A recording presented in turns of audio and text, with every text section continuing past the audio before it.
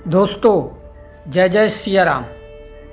आप सभी का मेरे इस YouTube चैनल केजरीवाल जिंदाबाद में पुनः स्वागत है।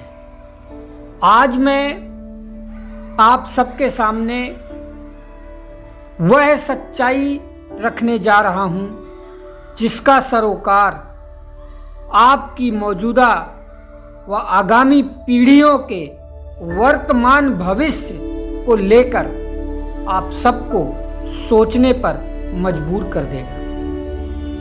आज मैं आपके साथ दो शैक्षणिक टॉपिक पर संवाद करूंगा। पहला, मौजूदा चल रहे देश के टॉप संस्थानों में हेड की नियुक्तियों को लेकर और दूसरा, बीजेपी शासित तमाम राज्य दर राज्य षड्यंत्र के तहत बंद किए जा रहे सरकारी स्कूलों के आंकड़ों पर। मोदी जी के लिए देश के टॉप शिक्षण संस्थान भी वो मायने नहीं रखते जो अरविंद केजरीवाल जी के लिए दिल्ली के सामान्य से सामान्य सरकारी स्कूल रखते थे। IITs, IIMs, सेंट्रल यूनिवर्सिटीज समेत देश के टॉप 17 शैक्षणिक संस्थानों में सालों से कोई स्थायी प्रमुख नियुक्त नहीं किया गया। मोदी सरकार के पास सब कुछ है, पैसा है, पावर है और हाँ, राष्ट्रीय शिक्षा नीति का मुखौटा भी है। फिर भी देश के 130 में से 17 वो टॉप संस्थान हैं जिन्हें राष्ट्रीय महत्व के संस्थान का तमगा भी मिला हुआ है। उन्हें मौजूदा मोदी जी की सरकार ने महत्वहीन बना के रख दिया है। दूसरी तरफ दिल्ली की निवर्तमान सरकार ने स्कूलों को वास्तव में महत्व दिया था, तमाम अड़चनों के बावजूद। 2015 में केजरीवाल सरकार के अस्तित्व में आए कुछ ही महीने हुए थे कि केंद्र की मोदी सरकार ने उससे नियुक्तियों के अधिकार छीन लिए। शिक्षा के क्षेत्र में इसका प्रभाव ये पड़ा कि स्कूलों में नए प्रिंसिपल्स की नियुक्ति प्रक्रिया जो यूपीएससी के जरिए होती थी वो पूरी तरह से पटरी से उतर गई थी। आखिरी बार यूपीएससी ने 2010 में चयन प्रक्रिया शुरू की थी, जिसके तहत 2015 में मात्र 58 प्रिंसिपल्स ने स्कूल ज्वाइन किया था। सेवारत प्रिंसिपल्स रिटायर हो रहे थे और नई भर्ती के लिए दिल्ली सरकार का सर्विस विभाग, जो अब लेफ्टिनेंट गवर्नर साहब के कंट्रोल में था, यूपीएससी द्वारा उठाए गए सीधी भर्ती और प्रमोशन के मुद्दों को हल नहीं कर रहे थे ये एलजी साहब। एक समय तो ये आ गया था कि विभाग में 100 से भी कम प्रिंसिपल्स बचे थे, जबकि चाहिए थे 900 से अधिक, यानी 100 से कम रह गए थे और चाहिए थे 900। ऐसे में निवर्तमान उप मुख्यमंत्री हमारे मनीष सिसोदिया जी ने शिक्षा विभाग के उच्च अधिकारियों के साथ यूपीएससी से लगातार फॉलोअप करवाते हुए 334 प्रिंसिपल्स की सीधी नियुक्ति करवाई थी। ये अभूतपूर्व काम था, क्योंकि दिल्ली के इतिहास में कभी भी इतनी बड़ी संख्या में एक साथ इतने ज्यादा प्रिंसिपल्स नियुक्त नहीं किए गए थे। यही नहीं, वाइस प्रिंसिपल से प्रिंसिपल पद पर प्रमोशन का मुद्दा, जो दिल्ली सरकार के एडमिनिस्ट्रेटिव रिफॉर्म सर्विसेज विभाग और यूपीएससी के बीच दशकों से उलझा हुआ था, उसे भी दूर कराकर 389 प्रिंसिपल्स के पद भी प्रमोट करके दिल्ली में नियुक्त किए उन सरकारी स्कूलों में। आज दिल्ली सरकार के स्कूलों में 700 से ज़्यादा प्रिंसिपल्स ऑलरेडी कार्यरत हैं। अभी कुछ महीनों पहले तक कोई भी ऐसा स्कूल नहीं था जिसमें रेगुलर प्रिंसिपल या सीनियर वाइस प्रिंसिपल स्कूल प्रमुख के रूप में कार्यरत ना हो। तो जहां नियुक्तियों का अधिकार न होते हुए भी केजरीवाल सरकार ने दिल्ली में किसी भी स्कूल को हेडलेस नहीं रहने दिया, वहीं केंद्र में भारतीय जनता पार्टी सरकार ने सब कुछ होते हुए भी इतने सारे महत्वपूर्ण संस्थानों को हेडलेस छोड़ रखा है। यह सोचने का सबसे गंभीर विषय है। तो फर्क सिर्फ ये है कि जहां भारतीय जनता पार्टी सरकार सिर्फ शिक्षा की बात तो करती है लेकिन काम नहीं करती, वहीं दिल्ली की केजरीवाल सरकार शिक्षा पर काम करती थी। वास्तविकता यह है कि भारतीय जनता पार्टी राष्ट्रीय शिक्षा नीति का माला जपकर देश भर में शिक्षा और शिक्षण संस्थानों को सिर्फ कमजोर करने का काम कर रही है, और वो भी बड़े षड्यंत्र के तहत। और वो षड्यंत्र आप सब लोग जानते हैं। उदाहरण के लिए मैं अभी आपको बताता हूं। बीजेपी शासित जितने भी राज्य आज की डेट में चल रहे हैं, उन राज्यों के अगर आप आंकड़े उठाकर देख लेंगे तो हाल के कुछ वर्षों में, खासकर 2014, 2015 से लेकर 2023-24 तक पूरे भारत में सरकारी स्कूलों की संख्या में भारी कमी आई है। मैं उदाहरण के तौर पे उत्तर प्रदेश लेता हूं।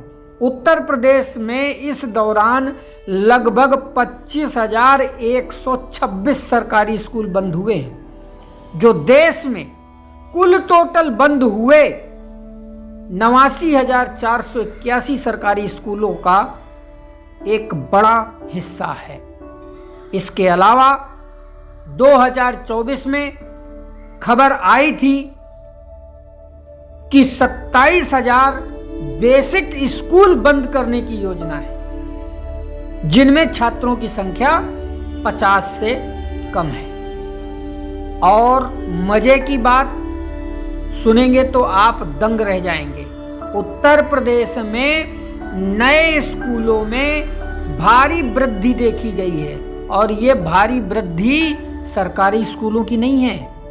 ये उत्तर प्रदेश के 19,305 निजी स्कूल हैं भाई साहब। ये है योगी सरकार की शिक्षा नीति और भारतीय जनता पार्टी सरकार की योजना का प्रतिफल। मध्य प्रदेश का भी मैं आपको बताता हूं। मध्य प्रदेश में पिछले 20 वर्षों में भारतीय जनता पार्टी शासनकाल में लगभग 29,000 से अधिक सरकारी स्कूल बंद किए गए हैं। 2025 में भजनलाल सरकार राजस्थान ने आते ही 450 सरकारी स्कूल बंद किए। इनमें से 190 स्कूल जनवरी की शुरुआत में और 260 स्कूल बाद में बंद किए। इसके अलावा एक पुराना डाटा जब मैंने खंगाल के देख रहा था तो उसके अनुसार 2014 में वसुंधरा राजे सरकार भारतीय जनता पार्टी की 17,000 स्कूल ऑलरेडी बंद कर चुकी हैं,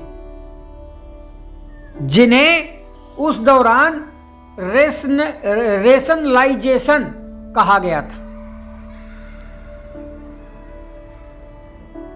अब आते हैं गुजरात पे। गुजरात में अब तक लगभग 6,390 सरकारी प्राइमरी स्कूल बंद कर दिए गए हैं, जिनमें से 28 स्कूलों में एक भी छात्र नहीं था। ये जिम्मेदारी किसकी थी? 36 स्कूलों में 10 से कम छात्र थे। इसके अलावा लगभग 500 स्कूलों को नजदीकी स्कूलों में मर्ज कर दिया गया। अब आते हैं हरियाणा पे। पिछले 10 वर्षों में लगभग 2500 से 3000 सरकारी स्कूल बंद किए गए या मर्ज किए गए। अगर ये मेरी बात झूठी है तो गूगल कर लीजिए, नहीं तो आजकल एआई का ज़माना है, एआई के से सवाल करिए, आपको हर राज्य दर राज्य वो आपको आंकड़े सार्वजनिक कर देगा। अब आते हैं असली पॉइंट पे।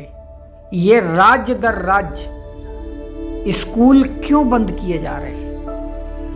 केंद्र शासित जो पूरे देश के सेंट्रलाइज यूनिवर्सिटीज हैं, टॉप मोस्ट यूनिवर्सिटीज जिनका पूरे वर्ल्ड वाइड लेवल पे एक बड़ा तमगा होता है, रुतबा होता है, 130 टॉप यूनिवर्सिटीज हैं, उनमें से 17 यूनिवर्सिटीज में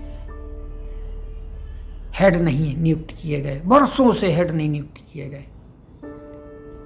और दूसरी तरफ राज्य दर राज्य ये सरकारी स्कूल घटाते जा रहे और प्राइवेट स्कूल खुलवाते जा रहे।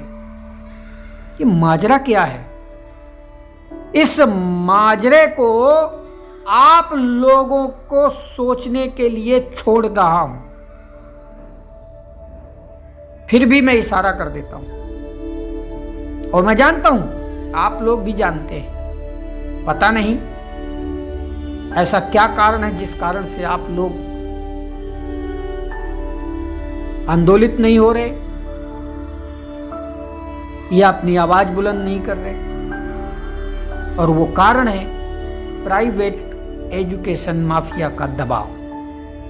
और दूसरा, भारतीय जनता पार्टी का मकसद देश की मौजूदा पीढ़ी को अशिक्षित और बेरोजगार रखकर उन्हें गुलाम बनाकर अपने झंडे डंडे उठवाना और पूरे देश में दंगे फसाद करवाना, यही असल मकसद है मौजूदा भारतीय जनता पार्टी और उनकी मातृ संस्था राष्ट्रीय स्वयंसेवक संघ का।